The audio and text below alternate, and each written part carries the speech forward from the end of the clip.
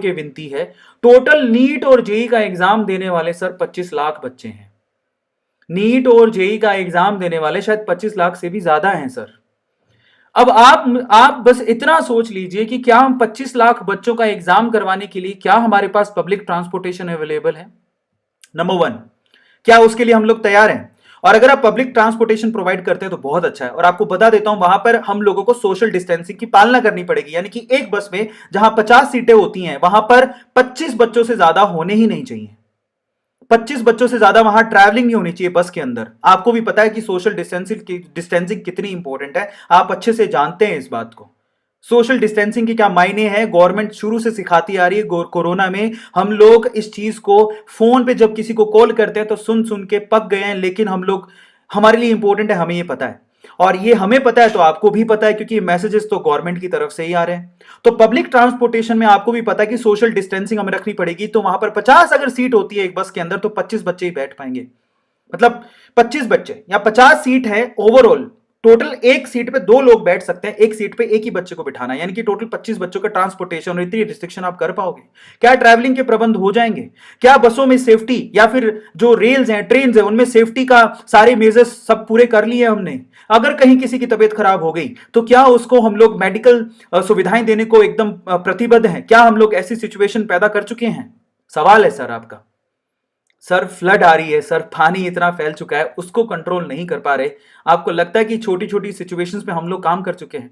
मेरा तो सवाल है, मैं सिर्फ सवाल पूछ रहा हूं आपसे। मुझे अंदाजा नहीं है कि ये सब हुआ है कि नहीं हुआ, पर मेरी रिक्वेस्ट है कि पब्लिक ट्रांसपोर्टेशन प्रॉपर वे से मेंटेन होना चाहिए। सोशल डिस्टेंसिंग, ट्रैवलिंग के लिए बच्चों को जो एक जगह से दूसरी जगह पे ट्रैवल करेंगे, आपको भी पता है कि 25 लाख बच्चे ऐसा तो है नहीं कि जहां पर सेंटर है वहीं के आसपास रहते हैं, नहीं। बहुत सारे बच्चे ऐसे हैं जो बहुत बहुत दूर गांव से आएंगे, दूसरे शहरों से आएंगे, वहां पर उनके शहरों में है ही नहीं सेंटर, उनको ट्रैवल करना पड़ेगा। क्या उनके सेफ्टी मेजर्स हमने कर लिए हैं? 25 लाख बच्चे हैं सर। ये 4 पॉइंट है जिसपे आपको पहले नंबर पे गौर करना है। नंबर दो ये है, जिन इलाकों में फ्लड है, अभी सिचुएशन ऐसी है कि जहां पर बाढ़ की सिचुएशन है, वेस्ट बंगाल, राजस्थान में भी बहुत सारे इलाके हैं, कर्नाटका में बहुत सारे इलाके हैं, दिल्ली में बहुत सारे आपको आसपास के इलाके मिल जाएंगे जहां पर फ्लड की सिचुएशन है। क्या आपको लगता है कि वो बच्चे एग्जाम देने पहुंच पाएंगे? तो उनके लिए हमने क्या सोचा है सर? क्या आपको लगता है कि बस हाँ बारिश ऊपर वाले के भरोसे बैठा जा सकता है, उस दिन बारिश नहीं होगी, पानी हमारी अर्थ जो है सोख लेगी और सारी जो सड़कें हैं वो अवेलेबल हो जाएंगी बच्चों के चलने के लिए और बसेस को चलने के लिए? ये तो अनप्रिडिक्टेबल है सर। हेजनबर्ग का रूल लगाइए सर। हर जगह पे सर्टेनिटी तो नहीं हो सकती, देयर इज सम अनसर्टेनिटी। और जब अनसर्टेनिटी है तो आप लोग बताइए कि बारिश नहीं हो सकती उस दिन, जब हो गई तो हम क्या करेंगे? क्या हम उसके लिए तैयार हैं? आप उसका प्रबंध कीजिए सर, अगर आप चाहते हैं 13 तारीख को या फिर 1 से 6 तारीख को एग्जाम हो। नंबर 3, एग्जाम के सेंटर के बाहर, ये सब बच्चों की रिक्वेस्ट, ऑलमोस्ट जब भी मैं किसी बच्चे से बात करता हूं, सर अगर एग्जाम होना चाहिए तो एग्जाम के सेंटर के बाहर अभी बहुत बुरी हालत है सर। आप लोग जो एग्जाम हो रहे हैं उन्हीं को ही अगर आप क्रॉस चेक करवा ले तो आपको मालूम पड़ जाएगा कि कोई सोशल डिस्टेंसिंग नहीं है सर।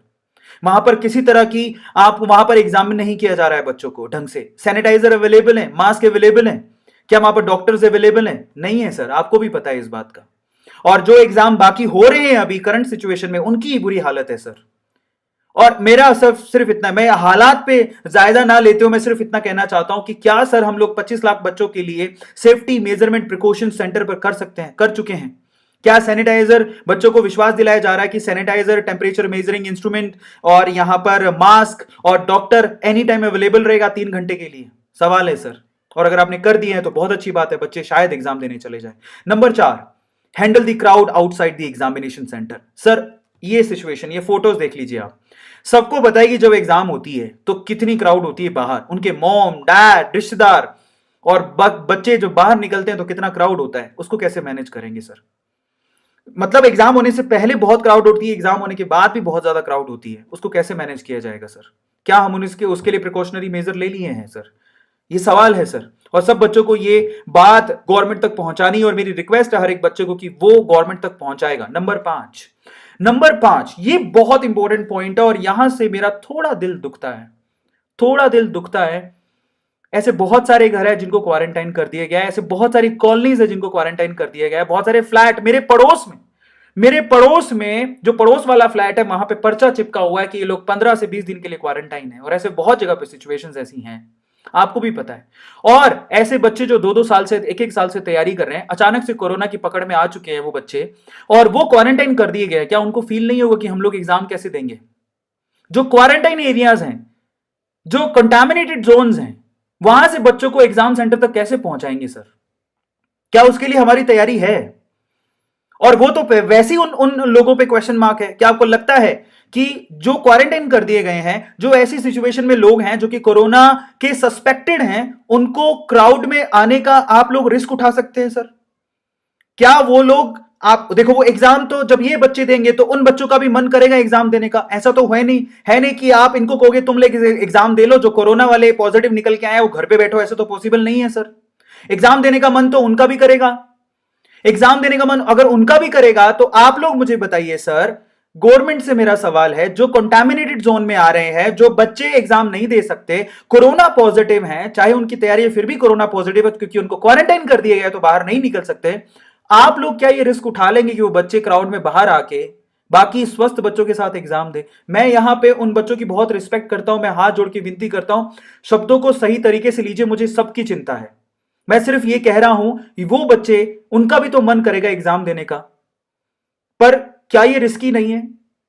तो हम लोग क्या इंतजार नहीं कर सकते उन बच्चों के ठीक होने का, या क्वारंटाइन से बाहर निकलने का, या कंटामिनेटेड जोन से बाहर निकलने का? क्या हम लोग वेट नहीं कर सकते?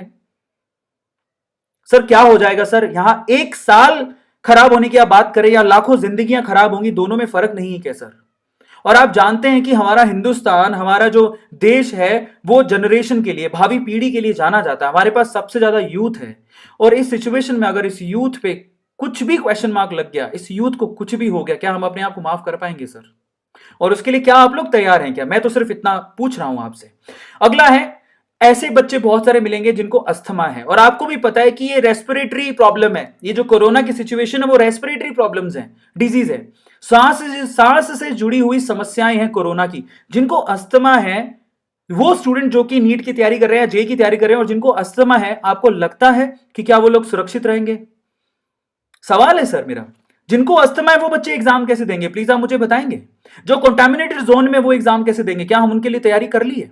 जो कोरोना पॉजिटिव बच्चे हैं, क्या उनके साथ हम लोग पार्शियलिटी कर सकते हैं कि नहीं तुम्हें एग्जाम नहीं देने देंगे? सर ये नहीं कर सकते सर हम, आपको भी पता है इस बात का। क्या जवाब देंगे? और क्या वो मेंटली बच्चे अपने आप को संभाल पाएंगे जो कंटामिनेटेड जोन में एग्जाम नहीं दे पाए, अस्थमा की वजह से एग्जाम नहीं दे पाए, कोरोना पॉजिटिव होने की वजह से एग्जाम नहीं दे पाए? वो अपने आप को मेंटली संभाल पाएंगे क्या? इस सिचुएशन के लिए हम लोग तैयार हैं? और किसी भी बच्चे को कुछ भी हो गया तो उसके लिए जिम्मेदार कौन होगा सर? मेरा सवाल है सर आपसे। और गवर्नमेंट तक ये आवाज मेरे बच्चों को पहुंचानी है, और आप लोग इस आवाज को आगे तक लेके जाओगे। अगला छठा सवाल मेरा ये है सर, और ये सवाल नहीं है सर, ये जेई को और नीट का आपका स्केड्यूल देखते हुए मुझे थोड़ा सा सिचुएशन को समझने में तकलीफ हो रही है। जेई का एग्जाम 1 से लेकर 6 सितंबर तक आपने ऑनलाइन करवाना सोचा है। 1 से लेकर 6 सितंबर तक जेई का एग्जाम 6 दिनों में करवाया जाएगा, ऑनलाइन एग्जाम करवाया जाएगा। और जहां तक मुझे खबर है, नीट के एग्जाम में ज्यादा एस्पायरेंट बैठ रहे हैं as compared to JEE. JEE का एग्जाम हम लोग 6 दिन में करवा रहे हैं, शायद जो मुझे जितना समझ में आया। तो सर नीट के एग्जाम में जब 16 लाख बच्चे बैठ रहे हैं, उनको एक ही दिन में आप लोग बाहर निकाल रहे हैं। अगर आपको एग्जाम करवाना ही है, पहले तो उसको थोड़ा पोस्टपोन करके उसको भी आप जेई के एग्जाम के जैसे टुकड़ों में करवाइए सर, सेशंस में करवाना पड़ेगा। एक ही दिन में इतने सारे बच्चे तो बाहर नहीं निकल पाएंगे सर। आपको भी पता है सिर्फ 13 सितंबर को आप जेई का एग्जाम 6 दिन में करवा रहे हैं, नीट का एग्जाम एक ही दिन में, और नीट में नंबर ऑफ स्टूडेंट ज्यादा बैठ रहे हैं, जेई में तो ऑनलाइन एग्जाम हो रहा है। ठीक है, हम मानते हैं कि ऑनलाइन एग्जाम में हमारे पास इतने कंप्यूटर नहीं है, इसलिए 6 अलग अलग दिनों में अलग अलग सेशंस में करवाना पड़ रहा है, मानते हैं सर, ठीक है। लेकिन आप नीट के एग्जाम में ऑफलाइन एग्जाम करवा रहे हैं, उसमें कोरोना की सिचुएशन को ध्यान कैसे नहीं रखा सर आपने? बात तो एकदम बराबर ही है, वहां पर कंप्यूटर नहीं है तो यहां पर हमारे पास मेडिकल सुविधाएं नहीं है। तो आपको नहीं लगता कि 16 लाख बच्चे, उनको भी 6 अलग अलग दिनों में अलग अलग तरीके से एग्जाम करवाना चाहिए, अलग अलग सेशंस में, ताकि ये बच्चे सेफली एग्जाम दे पाए?